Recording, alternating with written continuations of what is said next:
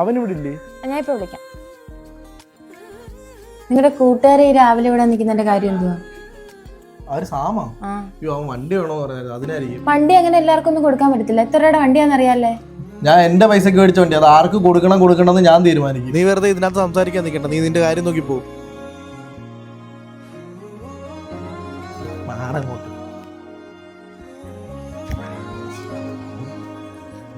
മോളെ, മാമൻ എന്ത് ചെയ്യും?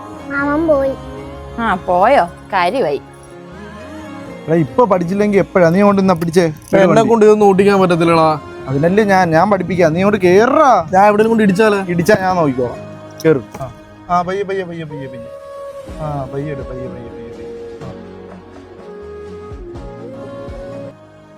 എടി, യന്ത്രങ്ങൾക്ക് കൊടുക്കുന്ന വില നീ മനുഷ്യർക്ക് കൊടുത്താൽ നിന്റെ കൂടെ 10 പേര് കണ്ടേനെ. നിനക്കോ ആരുമില്ല, എനിക്കൂടെ ആരും ഇല്ലാതാക്കരുത്.